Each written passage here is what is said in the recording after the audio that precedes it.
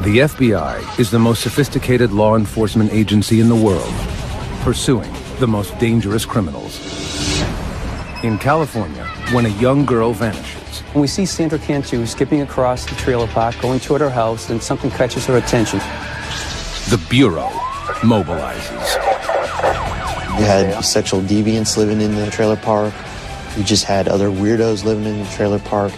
What are the odds of Sandra still being alive? FBI. Criminal Pursuit.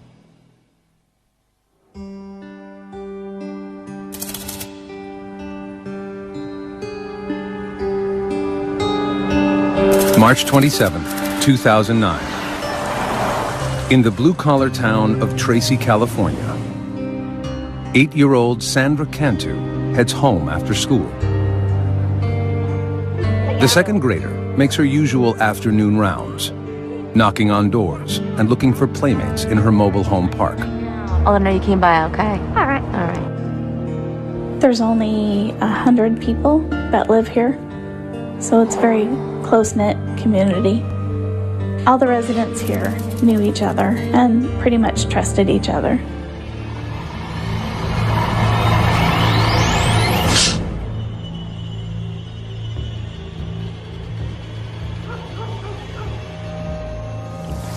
Hours pass, and Sandra doesn't come home for supper.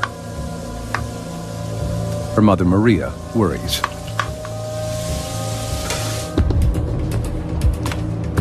She begins calling her daughter's friends. Hi, Kathleen, this is Maria. Have you seen Sandra? No one has seen Sandra for hours. Okay.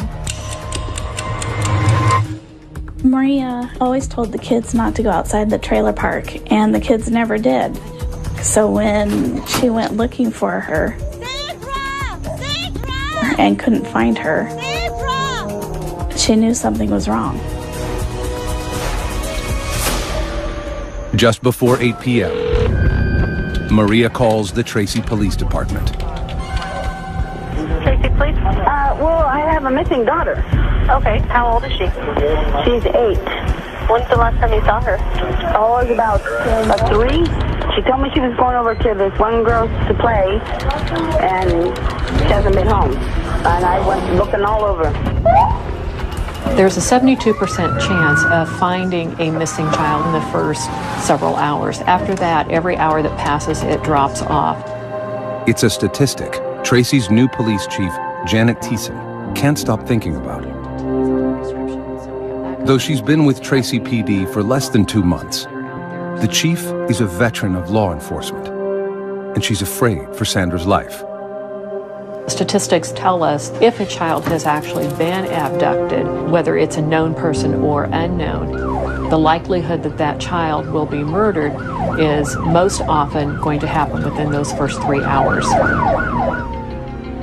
The police get a detailed description of Sandra and what she was wearing. They learn that Sandra lives with her mother, grandparents, and 3 older siblings. Everyone was home that afternoon, but no one saw Sandra playing outside. There was just one witness, a surveillance camera Sandra's grandfather had installed outside the family home to prevent vandalism. The lens captured Sandra's movements at 4 p.m., right before she vanished. Sandra had the little Hello Kitty pink t-shirt on, looked like black leggings. This was the last that we knew she was in the mobile home park. So that was pretty important for us. It really helped us lock down that time frame. Investigators learned that Sandra's divorced parents are undergoing a support payment battle. Could Sandra's father have taken her? Dad had been out of the picture since Sandra was a young girl. We were able to verify that her biological father was not in Tracy at the time that she went missing. Sandra's father is quickly ruled out as a person of interest. Hours have passed since Sandra disappeared, but there is no sign of the little girl. It's the worst thing imaginable. You have this horrible feeling in your gut that something's terribly wrong, and you don't know what it is. maybe she's lost, facing some hypothermia. We may have a child who's dehydrated, who's very hungry. If she hadn't found shelter somewhere and wasn't someplace safe, then this was not a good situation for her. A mother of two, Chief Thiessen empathizes with the family's growing anxiety. It's just heart-wrenching, and we have a job to do. We have to move forward through it. But I think there's that human side of all of us that we think in the back of our mind, is this going to be that time where it's bad?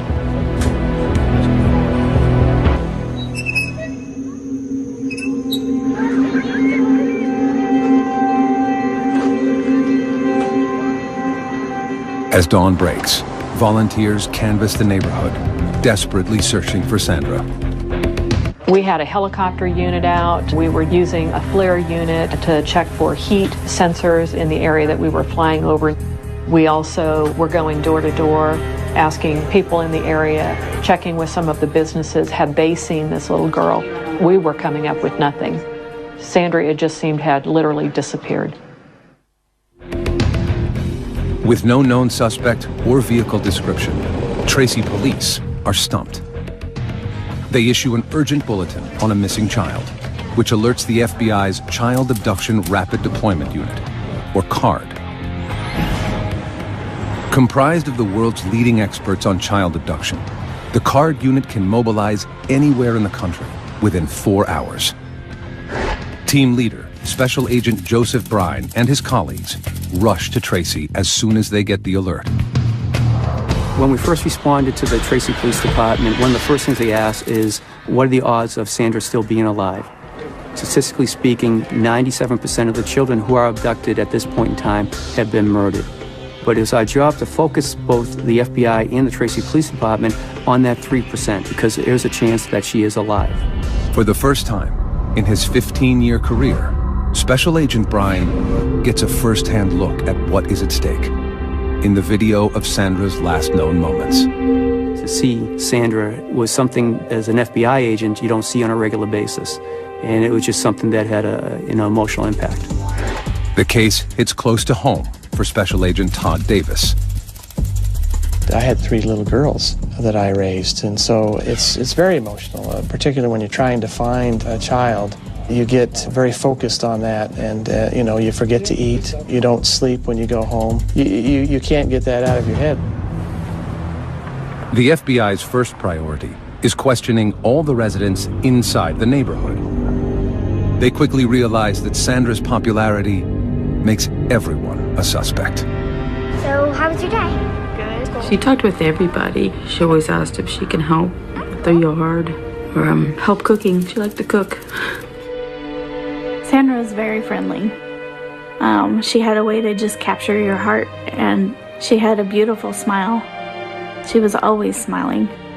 Like most of the children here, Sandra was allowed to roam free, and everyone opened their doors to the little brunette with a quick smile. The kids just would go out and play all together, and it's a small place, so we just knew that she'd be safe. Every little detail sometimes will reveal some kind of pattern, some kind of activity that may lead to a significant turn in the case.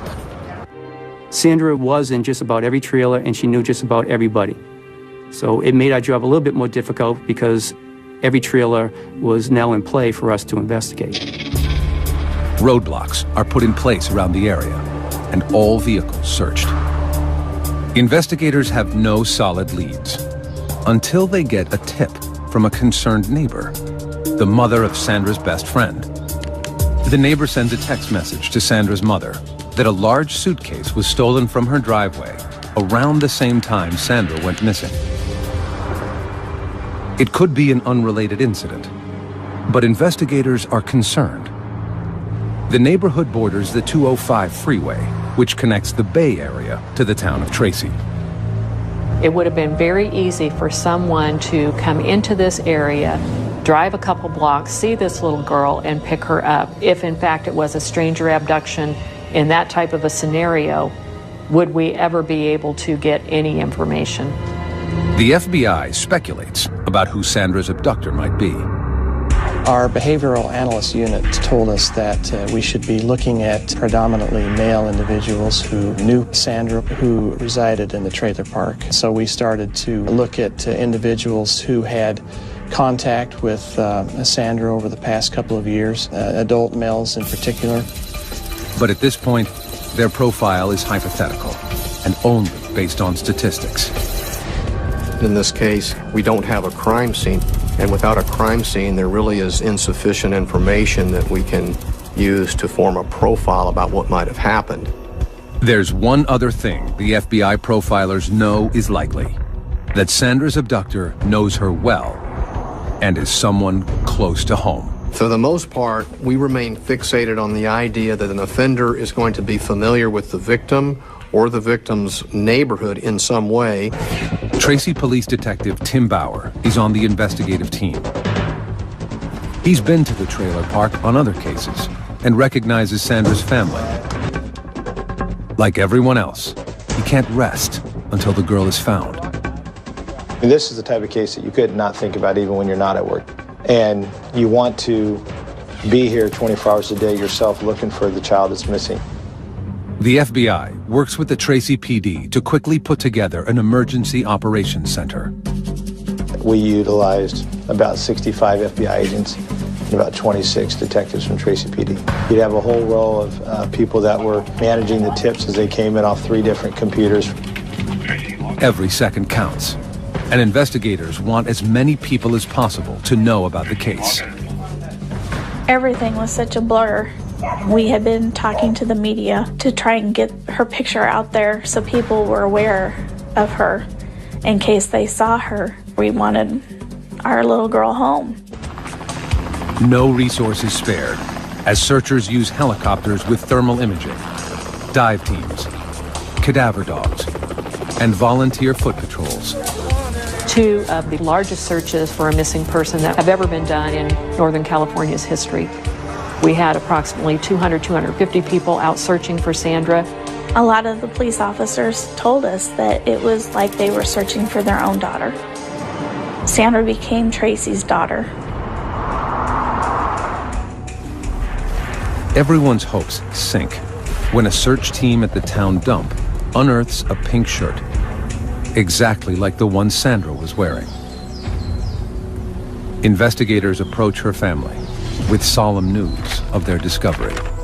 After talking with the family again, we were able to figure out that it was not the right size. It was almost that sigh of relief. Okay, we still are operating on the belief that we are looking for Sandra being alive. If Sandra is still alive, investigators know that time isn't on their side. On video. They pore over the last known images of her, searching for the smallest clue. She looks like she's coming towards home, then all of a sudden she turns her head to the right and heads off in a different direction from where she was coming. I probably looked at it 40, 50 times, trying to figure out what else might have happened that caught her attention. Nothing more is seen on the tape until a neighbor drives by 8 minutes later. A canine unit can only track Sandra's scent for a couple of yards. We had some dogs track her scent down this street. So we know, of course, she traveled to the end of the street up to that corner. And that's the last scent that we were able to pick up at that point. Investigators interview anyone in the neighborhood who is a registered sex offender or has a criminal record. The list of persons of interest is shockingly long. Sunday. You had sexual deviants living in the trailer park, people on probation, parole living in the trailer park. You just had other weirdos living in the trailer park. In this particular situation, we try to emphasize that even though you are looking at registered sex offenders, that statistically speaking, only about 2% are going to be registered sex offenders. Doesn't mean they're not preferential sex offenders. It just means that we haven't caught them the first time and they don't have an arrest record. One person the police want to talk to is a man who 2 years earlier had approached Sandra at the neighborhood pool. This gentleman had brushed Sandra's hair off of her face and kissed her on the lips in the pool. Made us worry. The man admits to the kiss, telling investigators it was harmless affection He has no prior criminal record, but makes a disturbing confession. He told us that he had sexual fantasies about young girls, that his fantasies focused on girls between the ages of 9 and 10. And so that placed him high on our list. But the man isn't the only suspicious person in the park. On the afternoon Sandra went missing, the park manager confronted an unfamiliar ice cream truck driver who was talking to children near Sandra's home. Hey, what do we have here? Can I have a chocolate bar? Sure can. They had a ice cream man that usually does not go to that particular area. Aren't you just a little kid? Was suspicious to some of the people in the neighborhood. And what did we tell you about being in the park? And that was another lead that we had to trace down. Did Sandra's trusting nature catch her in the net of a predator? Sandra was a very friendly girl, but we thought these individuals might have taken advantage of her friendly personality, to use to their benefit. As night falls, there are no solid leads. The town of Tracy gathers for a candlelight vigil. The community showed so much love and support. They left stuffed animals, hundreds and hundreds of stuffed animals they left as a memorial to her. And it was cold. It was so cold. And we just knew that she didn't have any jacket on because it was warmer during the day, but it was so cold at night, and we were just so worried about her. Investigators are there too, lending support and looking for suspects. The peaceful ceremony is shattered when a woman frantically approaches FBI agents. She's screaming, "I found something, I found something." It says Cantu. So myself and a couple other agents and one of the police officers, we follow after her. She's still hysterical, she's still yelling, she's still screaming. We get over to where the mailboxes are in the complex, and she just plops down. She points, it's over there. Investigators are stunned when they read its dire message. Cantu is in stolen luggage in water at Bichetti and Whitehall. Signed witness. After 2 days of searching, there is no trace of 8-year-old Sandra Cantu. All the FBI and Tracy, California police have is a growing list of persons of interest. There were several individuals in the trailer park that jumped out at us that needed a little extra attention. These were individuals that had either been involved in drugs, crimes against children. Then, a startling lead lands in the lap of investigators. A neighbor walking to a candlelight vigil for Sandra finds something suspicious in the park. I was just walking by and I saw it here on the grass and Investigators gather the note, which has a chilling message. The note said, Cantu is in stolen luggage in water at Bichetti and Whitehall, signed witness. San Joaquin County Deputy District Attorney Thomas Testa is suspicious. And what's so interesting about this note is it almost looks like there are deliberate misspellings. I mean, a very simple word, on, is misspelled. And an FBI expert looked at it and gave an opinion that it looked like someone was camouflaging the writing, hiding their true writing. Is the note true? Or is someone trying to throw the police off track? Investigators can't take that chance. At daybreak, agents immediately order a search of the ponds near the address, 2.5 miles from the trailer park. The intersection borders a river and a dairy farm, and there are several settlement ponds for cattle manure runoff. Investigators aren't sure where to look. In the settling ponds, it makes it extremely difficult to search because of the sewage that had flowed into those settling ponds from the dairy. It makes it impossible for divers to locate anything. Investigators have no idea whether Sandra's body is in the pond.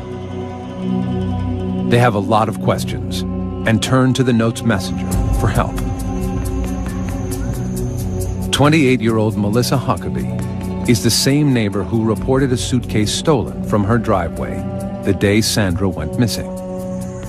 When the agents interviewed Melissa at her trailer, she told them she was especially alarmed when she saw the note referencing that the child had been placed in the suitcase because she said her suitcase was large enough to fit a child in. A friend of the family, Melissa is a single mother raising a 5-year-old in the home of her aging grandparents. Her daughter is Sandra's best friend. Her daughter played with Sandra, and her family was church-going people. Her grandfather was the pastor at the church around the corner. And she was a school teacher there. So as a family, we felt safe having her there. But the agents are suspicious about Melissa's involvement and dig further. Why she was not statistically, the person that we profile for this type of investigation, the fact that she had injected herself into this investigation, the fact that her story was not very credible was a concern for us. Melissa has a partial alibi. At the time Sandra disappeared, Melissa was alone at her grandfather's church decorating her Sunday school room. Phone records prove she placed a call from the church to the trailer park manager around the time Sandra went missing. Even so, agents search Melissa's car. We found a blue self-sticking note, and when we retrieved that note and looked at it more carefully, we noticed that there was some scribbled handwriting. Closer inspection of the note reveals something suspicious. And our evidence response team was able to isolate the scribbled writing on top and adjust the color and contrast and shading. Underneath the handwriting were 3 words: Bachetti, Whitehall, and water. The address is the same as the one written on the note Melissa supposedly found. Is she the author of the ominous message? In Melissa's messy bedroom, agents find a notebook hidden below the nightstand. It is the same type of paper as the note, and a page is missing. It also contained on it some indented writing that we held up to an alternate light source, and our evidence response team was able to discern a couple of letters that exactly matched letters found on the anonymous note. Investigators are now certain that Melissa wrote the mysterious note. But why? Is this an attention seeker who somehow wants their 15 minutes of fame, or is it a situation where this person is trying to find out what do the police know and how close are they getting to me? In spite of the questions surrounding her, Melissa cooperates with police, offering valuable information about yet another suspicious neighbor. Yeah, the guy right there, he's really creepy. Every so often, Sandra would go to the man's home and play games or hang out. Do you have a deed? And he's been linked to an alarming incident with another little girl in the trailer park. That's for you. A 7-year-old child had been drugged, and he had assisted the child's mother in taking the child to the hospital. And when the police arrived at the hospital, he exited abruptly. That was an indication to us that maybe there was something that he was hiding. Cadaver dogs search the man's vehicle and get a positive hit on the truck. But the evidence team finds no traces of human remains. And residents are coming forward with more disturbing information. Police are shocked when a stepfather and stepson who share a trailer volunteer photos they have of Sandra on their cell phones. The top of her shorts were unbuttoned as she's sitting on somebody's lap.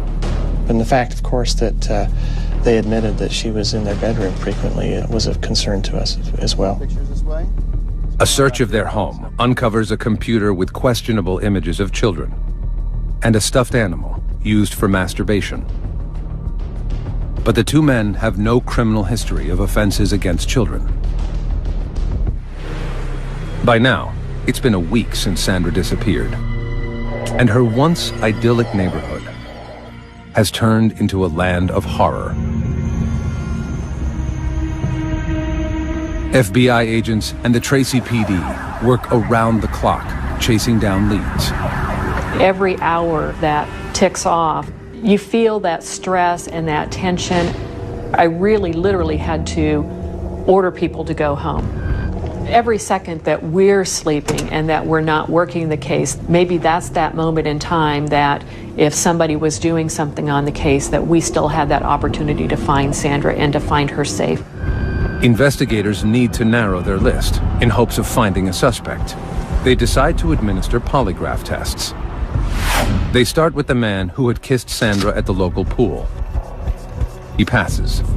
His alibi also pans out. He is not charged. The suspicious neighbor also passes a polygraph test, but has no solid alibi for the block of time. Investigators learn he is a close friend of the man who kissed Sandra. Could the two have worked together? The stepfather and stepson, who were found with questionable photos of children, are also given polygraphs. The results are disturbing. Each of these individuals failed the polygraph on the question of whether they had anything to do with her disappearance. But as authorities begin to move on their leads, they make a tragic discovery. The suitcase surfaces.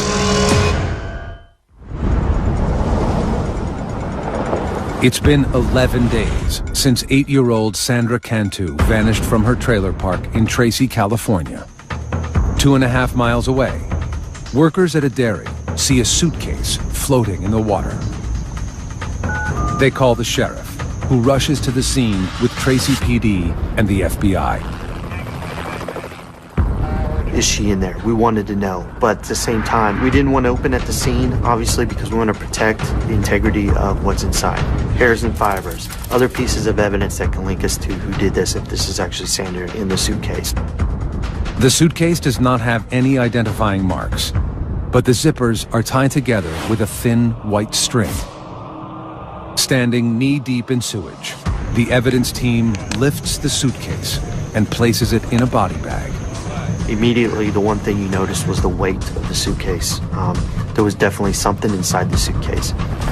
As we start to carry the body bag out, all of a sudden you could smell the smell of death. Investigators deliver the bag to the San Joaquin County Medical Examiner. He carefully cuts the white cord on the zipper and opens the case. Inside is a young girl, curled into the fetal position. Dental records and her clothing confirm what investigators don't want to hear. It is Sandra Cantu. It's devastating. You know, we lived up to this moment that she's still alive. We gotta find her. She's still alive. We can find her. We can find her. And then at this point, we can't. The only thing we can do to help her now is by finding out who did this. Sandra's body is fully clothed, in the same outfit she was wearing when she disappeared. Toxicology reports reveal she was drugged with benzodiazepine, a powerful sedative. There are no obvious injuries on Sandra's body. No scratches, bruises, or cuts, except a small scrape on the inside of her bottom lip. The coroner determines that she was sedated, then smothered, before being put in the pond. And there's something else. The doctor determined that she had been sexually assaulted, and at first was kind of confused because of the angle that had been used for the sexual assault, and kind of determined that it had been with a foreign object. After assaulting her, Sandra's killer completely redressed her body. What it suggests to me is that this was an individual who knew Sandra and perhaps may have felt remorse and wanted Sandra to be presentable.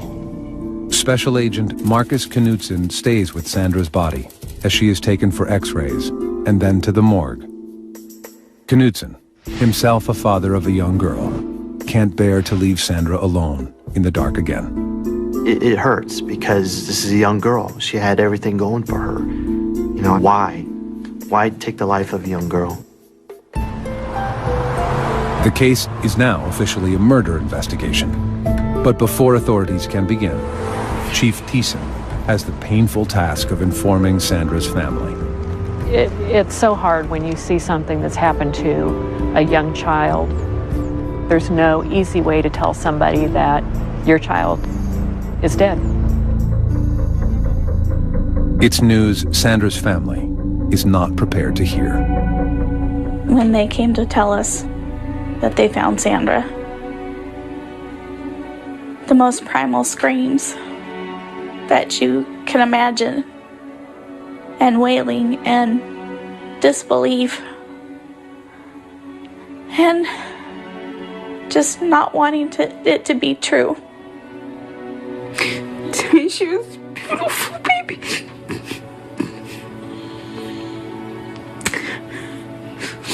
That was my beautiful little girl.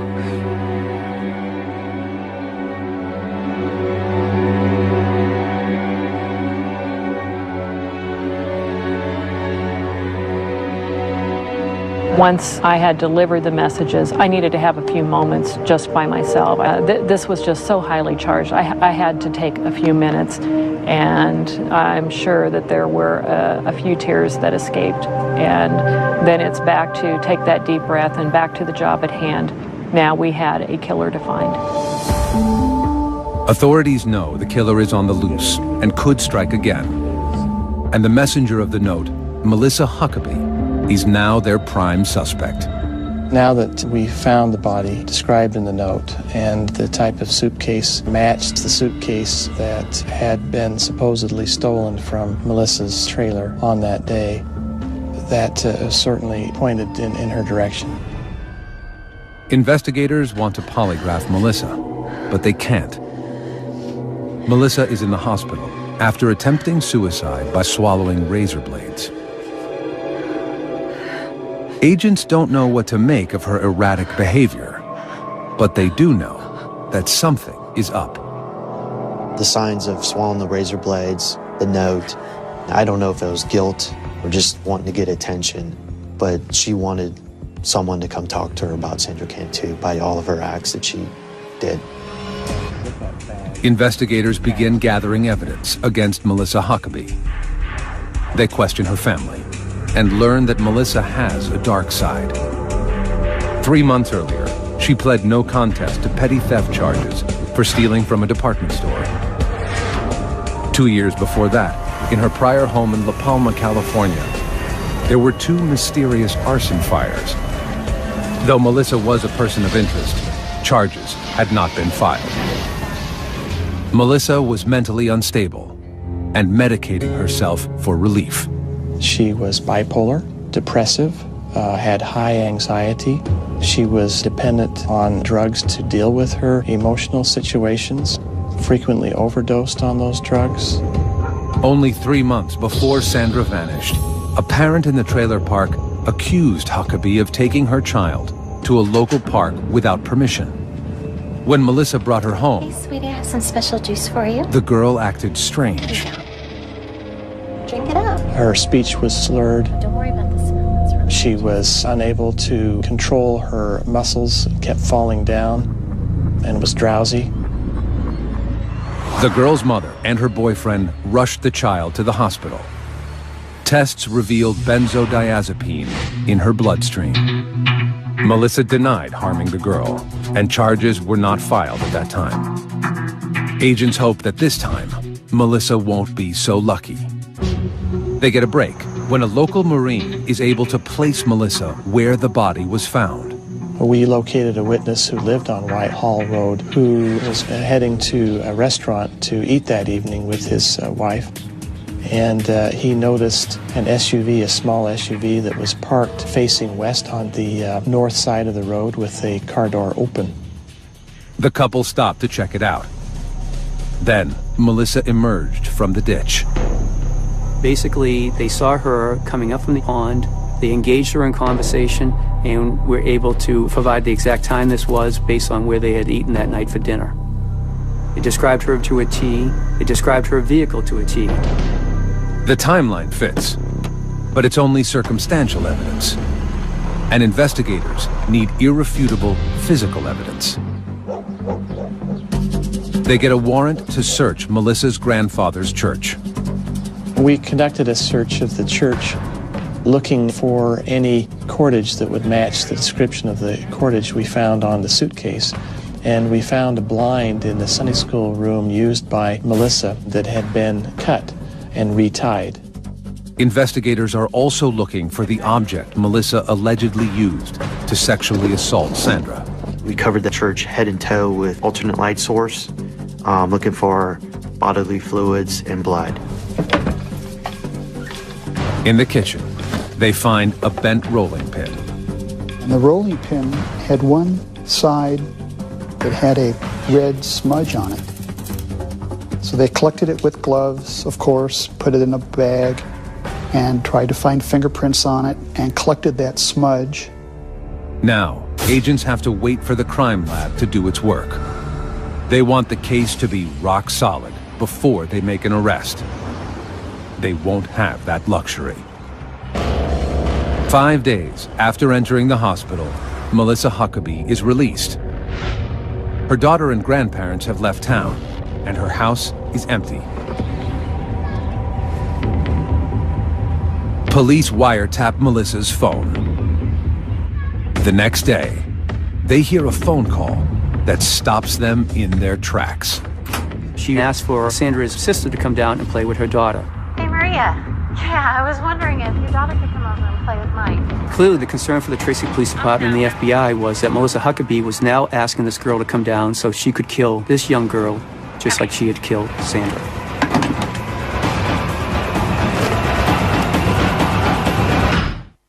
April 10th, 2009. 2 days after she is released from the hospital, murder suspect Melissa Huckabee invites her victim's older sister to her house. She says it's for a playdate, but FBI and Tracy, California police fear she has sinister plans. Here we go again. She's going to try to pull this off again because in her mind at this point she believes she got away with it. Unaware that Melissa is suspected of murdering their daughter, Sandra's family is about to send her sister over to play. My boss says, hey, get over there right now, drive as fast as you can and get there, and right before you get there, shut your lights down and get in there and then just walk up like everything's cool, knock on the door and make sure we don't got another little kid in there. Detective Bauer races to Melissa's house, fearing the worst. When we get over there, we knock on the door, and Melissa answered the door, and there's a neighbor's daughter in there who our surveillance units thought might be Sandra's older sister, but, you know, fortunately it wasn't. Trying to act casual, he convinces Melissa to come down to the station for a formal statement. I mean, you can look at this as like a game of cat and mouse. We let her believe that she was winning the early rounds, but we knew the ultimate goal for us was to, one, get a confession out of her, but two, to get her to understand that we knew and we had evidence to show that she was solely responsible for Sandra's death and assault. In the interview room, Detective Bauer confronts her with proof that she forged the note about the suitcase. We took a normal, 3-inch blue sticky note and we blew it up on graph paper to the size of this wall right here. And it had the 3 words on it that were scribbled out, Pachetti Whitehall Water. And the person wrote this note and had to be the only person that knew where Sandra was. Melissa denies everything. After 5 hours, Detective Bauer confronts Melissa with the evidence that cracks her lies wide open. Between 5:30 and 5:40, 2 people saw your car stopped on Whitehall Road. They saw you come from out of the bushes on Whitehall Road, and someone asked you what? When I was okay, and I said I was going to the bathroom. Mm-hmm. What were you doing, Melissa?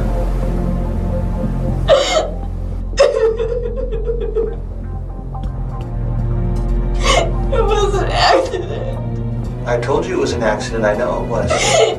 Accidents happen. Kill her. You just died.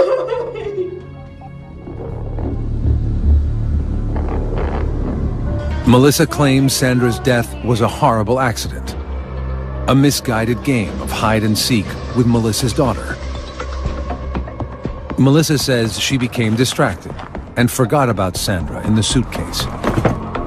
She drove to her Sunday school room at the church and began working. I went to church. I was there. And when I came outside, I looked at my suitcase. I went to take it out and it was heavy. And she was in there. And she wasn't breathing or anything. What did she look like? She looked pale. And then I killed her. Huh?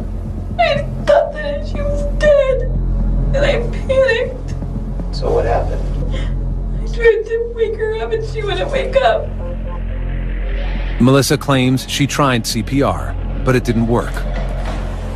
She zipped the girl back into the suitcase and decided to hide the body in the pond.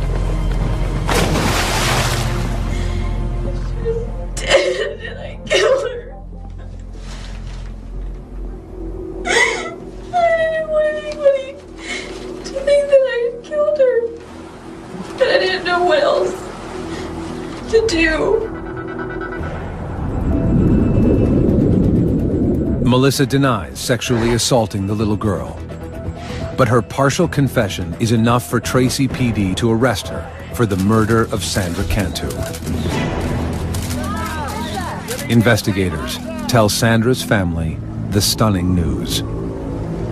We felt very betrayed to know that it was Sandra's friend's mother who did this.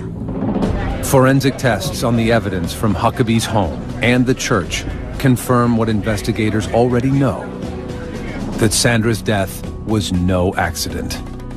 Reports reveal that the metal rolling pin in the church kitchen contains traces of Sandra's DNA.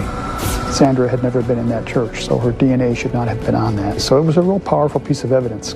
The cord from the blinds in the church are compared to the string on the suitcase. The laboratory came back with a report indicating that that cordage was the same size, color, dimension, and substance as the cordage found on the suitcase. Analysis of Melissa's home computer suggests that Sandra Cantu's murder was coldly premeditated. We found an article detailing the murder of a child, and that child had been murdered by her grandfather and placed in a suitcase, and the suitcase had been thrown in a river. Based on the evidence in this investigation, it appears that this was premeditated, and it was a sad opportunity that presented itself, and she took advantage of it. The forensic evidence is the final piece of the puzzle. Authorities use it to construct a timeline of what happened to Sandra, beginning with the surveillance tape. At 4 p.m., Sandra walked off screen in the direction of Melissa's home. Sandra, come on over here with me. Come here. Come on. You want to help me decorate the church? Sure. Okay, come on, let's get in. 8 minutes later, Melissa's car drove by.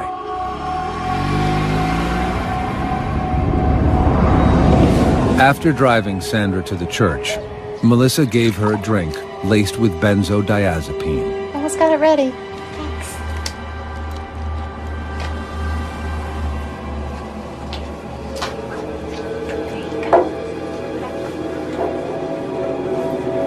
Go ahead, drink it all up.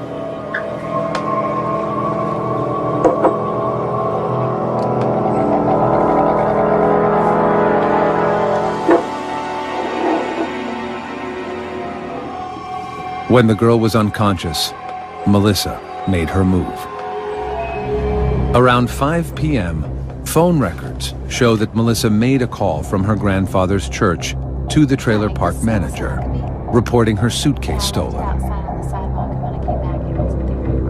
She started thinking of needing to cover her tracks by making sure she reports the suitcase that has Sandra's body was stolen. So if the suitcase is found, she could claim, well, someone stole it and someone else must have put the body in it. Then, shortly before 6 p.m., the eyewitness saw Melissa near the pond. Hey, how you doing? What you doing now? Sandra Cantu was dead before her mother ever called 911. May 10th, 2010. Faced with overwhelming evidence, Melissa Huckabee takes a plea deal and admits guilt in the kidnapping and murder of Sandra Cantu. All other charges are dropped, including charges of drugging and rape. And I think that's a testament to the strength of the case and to the credit of the detectives and the FBI, is that she probably thought there was no way out. She probably would have been given the death penalty had the case gone to trial. Melissa is now serving life in prison without parole. When asked why she killed Sandra, Huckabee has no answer. She never would tell me why she did it. To this day, she still says, I don't know why I did it. She knows why she did this, and she just won't tell anybody. We don't care. I don't care. to know, because it's a sick individual that would do something like this to a child. We view Melissa as a monster. Monster.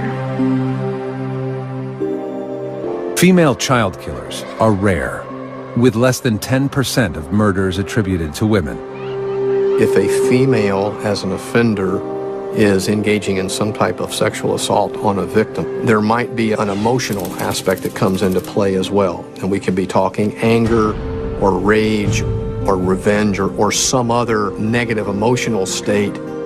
Authorities speculate Melissa Huckabee may have killed out of jealousy that Sandra was stealing her own daughter's affections away, or out of a need for attention and praise. I still cannot understand why I did what I did. She created the emergency, and she was going to be the one to solve the emergency, and she would be the hero. She would get all this attention. She'd be the star, and she'd be on these TV shows, and Oprah would come and talk to her. So there is that theory that this was just a cry for attention. Sandra Cantu may have walked off camera, but she will never walk out of the hearts of those who caught her killer. It's a tragedy that someone so little, so cute, had her whole life before, would lose her life. She didn't put herself in harm's way. Evil came and sought her out, and that's a clear tragedy. Our team is still going to hurt over the death of Sandra. You know, you take somebody in the community that you think is, you know, a good person or respected, and they turn out to be like Melissa Huckabee. Yeah, it's hard. It's hard because it could be anybody. Who's the next Melissa Huckabee?